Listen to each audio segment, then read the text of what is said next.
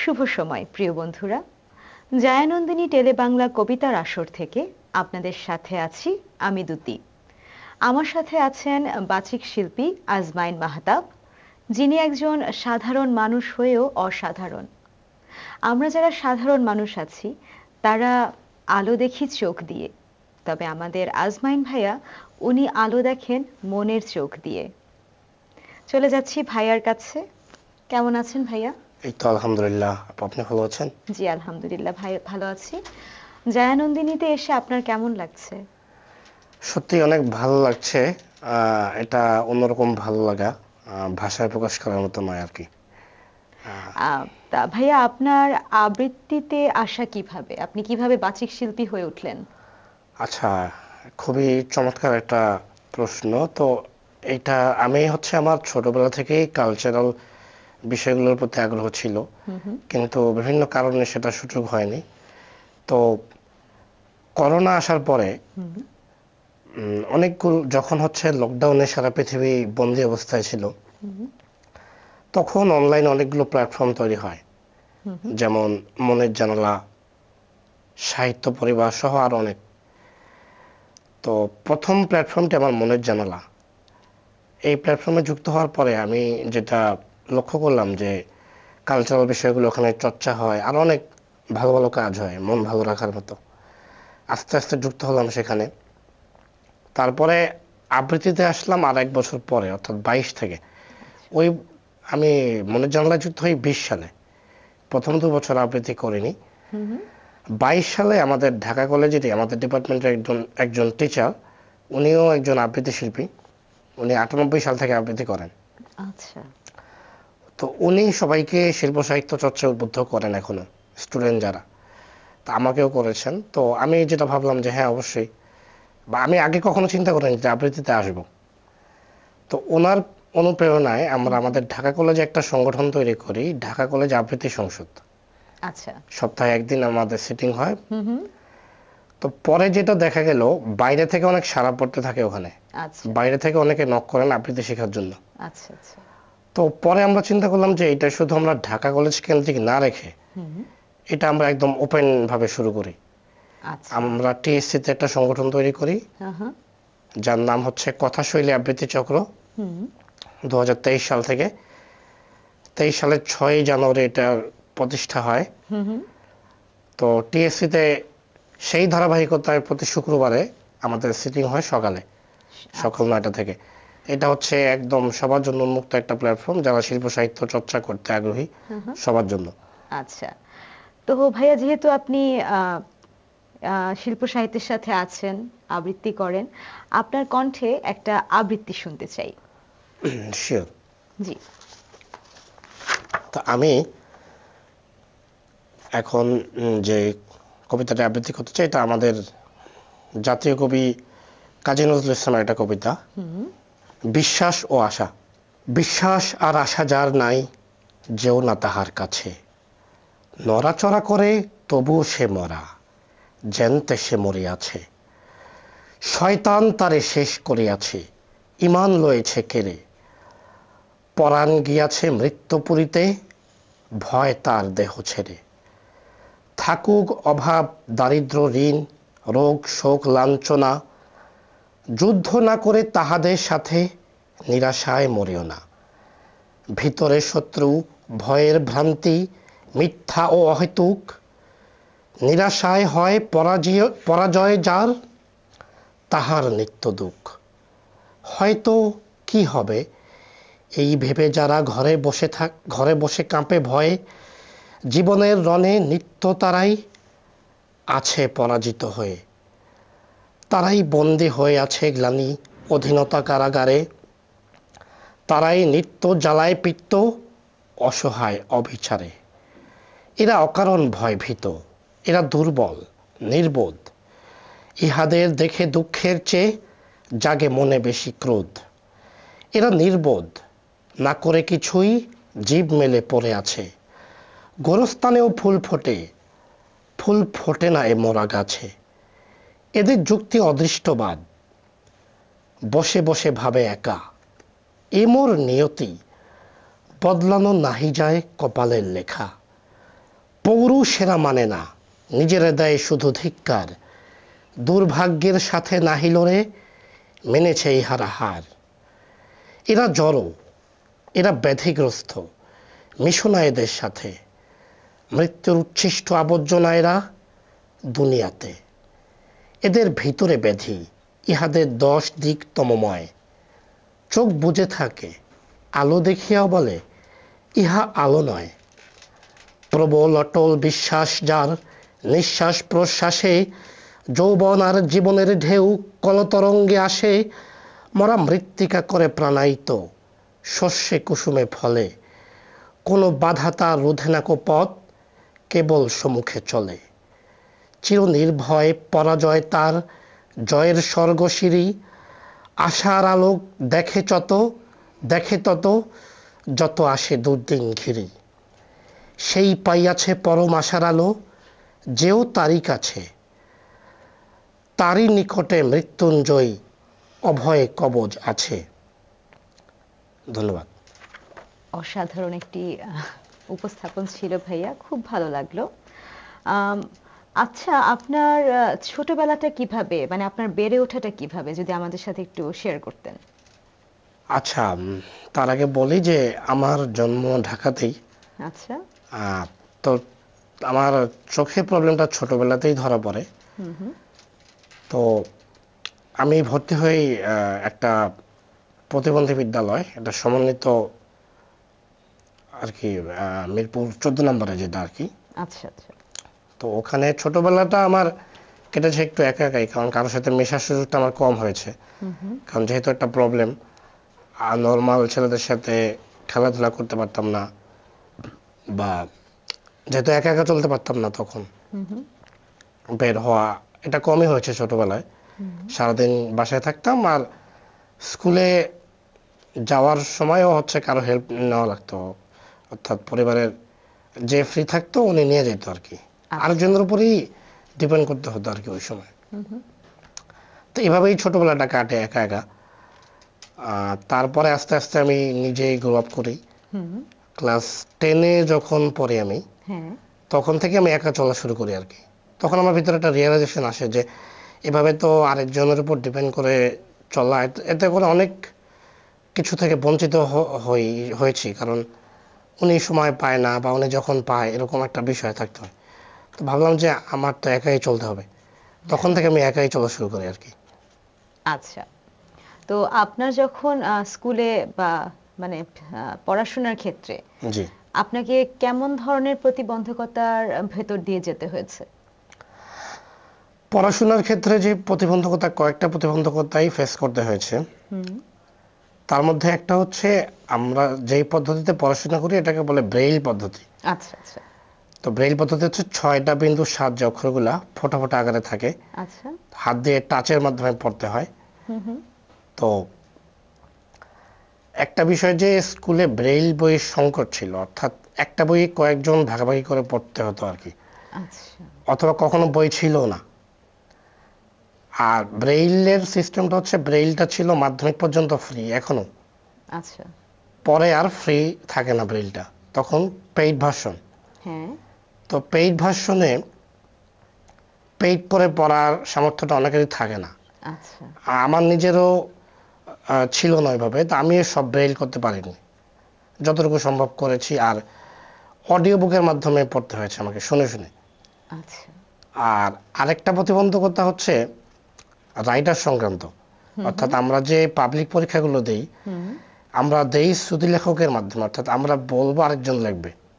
আচ্ছা, মানে এই পরীক্ষাটা তো এই পদ্ধতিতে দেয়া যায় না, আরেকজন বলছে আর আপনি মানে লিখছেন। আমি অ্যানসার দিচ্ছি, উনি লিখছে। আচ্ছা আচ্ছা। তো এইখানে যে প্রবলেমটা ফেস করতে হয়, যে ধরেন আমরা অ্যাডমিশন টেস্ট পরীক্ষা দেব বিশ্ববিদ্যালয়ে। আচ্ছা। নিয়মটা হচ্ছে ক্লাস 10-এর একটা স্টুডেন্ট সে পরীক্ষাটা দিবে। ক্লাস 10-এর স্টুডেন্ট একদম শিশু, সে তো এটা কখনোই পারবে না, সে বুঝবেও না এটা। তাকে বুঝিয়ে আমার লিখতে হলে এটা আরো বহুত সময়ের ব্যাপার। এটা হলো একটা ব্যাপার, আর বানানের বিষয় আছে। আর পরীক্ষার হলে যে টাইমটা থাকে, এত সময় তো থাকে না চেক করার। এটা হলো একটা বিষয়। তারপর চাকরি বাকরির ক্ষেত্রে যে পরীক্ষাগুলো বা অ্যাডমিশন টেস্টেও এখন যে সিস্টেমটা আছে যে পিএসসি অথবা সমাজসেবা যার আন্ডারেই হোক তারা হচ্ছে ছুটি লেখক দিবে, তার সাথে পরীক্ষার আগে দেখা হবে না। তারা কাকে দিচ্ছে আমরা কিছুই জানি না। সে যদি নাও পারে সেটা আমরা জানছি না আগে। এখন পরীক্ষার দিন একদিন তাকে কিভাবে প্রিপেয়ার করব, এইটা একটা সমস্যা। তো যার ফলে অনেক মেধাবী স্টুডেন্টরাই পরীক্ষা দিয়েও পাশ করতে পারছে না, এরকম একটা সমস্যা। আচ্ছা আচ্ছা, তো আপনি এটাকে কিভাবে করে কাটানোর করছেন, বা আপনার প্রক্রিয়াটা যদি আমাদের একটু বলতেন। এখন এখানে একটা আস্থার ব্যাপার আছে। যারা দিচ্ছেন ওনাদেরও কথা যে আমাদের ওনাদের প্রতি আস্থা রাখতে হবে। তা আমিও বলছি আমার জায়গা থেকে যে ওনাদেরও আমাদের উপর আস্থা থাকতে হবে। এখন আমি যাকে দিয়ে পরীক্ষা দেব অবশ্যই তার সাথে আমার পরীক্ষার আগে কমিউনিকেশনের দরকার আছে, চেনা জানার বিষয় আছে। সেই সিস্টেমটা করে দিতে হবে পরীক্ষার 1 মাস আগে অথবা 15 দিন আগে, যেটাই হোক। তখন যদি আমরা বুঝতে পারি যে এই ব্যক্তি আমার জন্য উপযোগী নয়, আমরা চেঞ্জও করে নিতে পারি। সেই সুযোগটা আমাদেরকে দিতে হবে।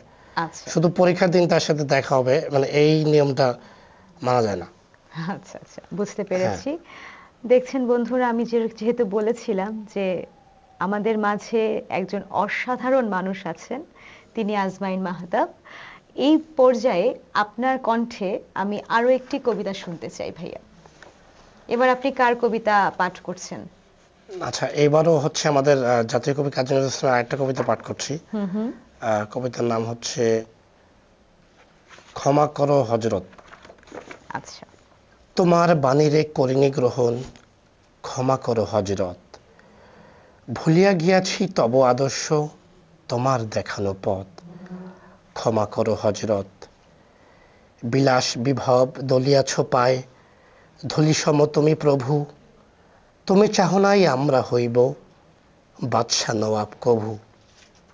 এই ধরনের ধন সম্ভার সকলের তাহে সম অধিকার।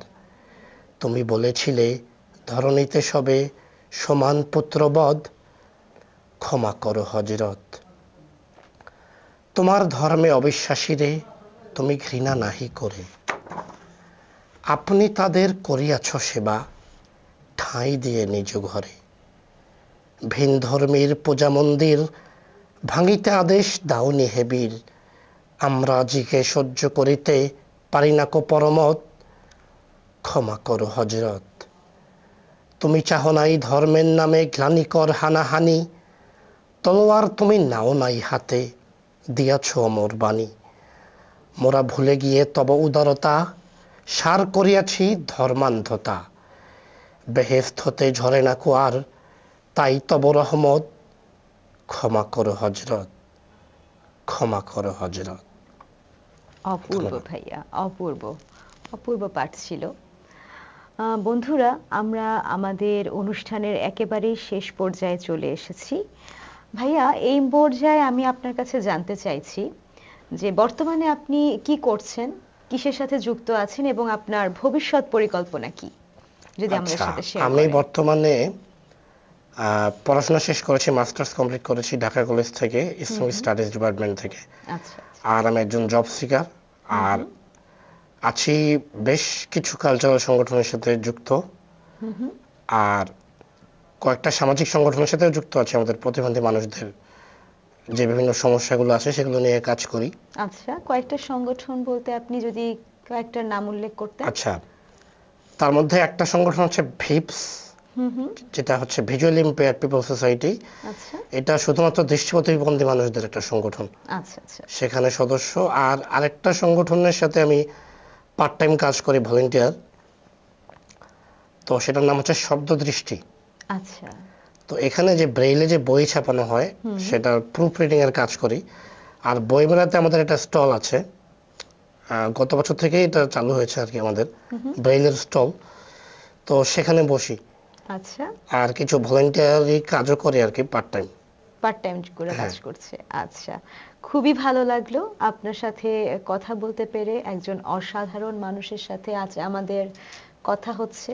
এবারে আমরা জানতে চাইছি ভাইয়া, আপনার ভবিষ্যৎ পরিকল্পনা কি? ভবিষ্যৎ পরিকল্পনা হচ্ছে যেহেতু লেখাপড়া শেষ, এখন জব সিকার, জি। একটা পার্মানেন্ট জবের ব্যবস্থা করা আমার নিজের জন্য, হুম হুম। আর শিল্প সাহিত্য চর্চা করছি, এটাকেও ধরে রাখার চিন্তা করছি সামনে। আচ্ছা। তারপরে হচ্ছে আমাদের প্রতিবন্ধী মানুষদের নিয়ে যেহেতু কাজ করছি, তাদের সমস্যা সমাধানে যতটুকু করতে পারি আর কি, এতটুকুই। আশা করছি আপনার ইচ্ছেগুলো পূরণ হোক, আপনার মনোবাসনাগুলো পূর্ণ হোক। আমরা সবসময় আপনাদের পাশে আছি, থাকব। প্রিয় বন্ধুরা, জায়ানন্দিনী টেলিবাংলা কবিতার আসরের অনুষ্ঠানটিতে আমরা একেবারেই শেষ পর্যায়ে চলে এসেছি। এই পর্যায়ে আমাদের একটি কবিতা পাঠ করে শোনাবেন প্রিয় ভাইয়া আজমাইন মাহতাব, এবং আশা করছি আপনারা সবাই আমাদের পাশে থাকবেন, আমাদের এগিয়ে যাওয়ার অনুপ্রেরণা দিবেন।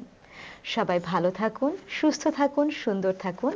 এবারের মতো আমি দুটি বিদায় নিচ্ছি। আল্লাহ হাফেজ। সবাইকে অনেক অনেক ধন্যবাদ যারা এতক্ষণ শুনছিলেন। আর আমার আবৃত্তি যাদের ভালো লাগে আপনারা অবশ্যই কমেন্ট করবেন। আর একটু সবার কাছে ক্ষমা চেয়ে নিচ্ছি, কারণ আমি একটু ঠান্ডা সংক্রান্ত সমস্যায় ভুগছি বেশ কদিন যাবৎ। গলাটাও খুব একটা ভালো না, যাদের মানে শুনতে বিরক্ত লেগেছে আমার আবৃত্তি অবশ্যই ক্ষমা সুন্দর দৃষ্টিতে দেখবেন যারা দর্শক শ্রোতা আছেন। এখন আমি যে কবিতাটা পাঠ করছি এটা হচ্ছে আমাদের সবার প্রিয় কবি আল মাহমুদের একটা কবিতা, প্রত্যাবর্তনের লজ্জা। শেষ ট্রেন ধরব বলে একরকম ছুটতে ছুটতে স্টেশনে পৌঁছে দেখি নীলবর্ণ আলোর সংকেত। হতাশার মতন হঠাৎ দারুণ হুইসেল দিয়ে গাড়ি ছেড়ে দিয়েছে। যাদের সাথে শহরে যাবার কথা ছিল তাদের উৎকণ্ঠিত মুখ জানালায় উবুর হয়ে আমাকে দেখছে, হাত নেড়ে সান্ত্বনা দিচ্ছে। আসার সময় আব্বা তাড়া দিয়েছিলেন, গোছাতে গোছাতেই তোর সময় বয়ে যাবে, তুই আবার গাড়ি পাবি, আম্মা বলেছিলেন। আজ রাত না হয় বই নিয়েই বসে থাক, কত রাত তো অমনি থাকিস। আমার ঘুম পেল, এক নিঃস্বপ্ন নিদ্রায় আমি নিহত হয়ে থাকলাম। অথচ জাহানারা কোনো দিন ট্রেন ফেল করে না। ফরহাদ 8 ঘন্টা আগেই স্টেশনে পৌঁছে যায়। লাইলি মালপত্র তুলে দিয়ে আগেই চাকরকে টিকিট কিনতে পাঠায়। নাহার কোথাও যাওয়ার কথা থাকলে আনন্দে ভাত পর্যন্ত খেতে পারে না। আর আমি এদের ভাই, 7 মাইল হেঁটে এসে শেষ রাতের গাড়ি হারিয়ে এক অখ্যাত স্টেশনে কুয়াশায় কাঁপছি। কুয়াশার সাদা পর্দা দোলাতে দোলাতে আবার আমি বাড়ি ফিরব। শিশিরে আমার পাজামা ভেজে যাবে, চোখের পাতায় শীতের বিন্দু জমতে জমতে নির্লজ্জের মতন হঠাৎ লাল সূর্য উঠে আসবে।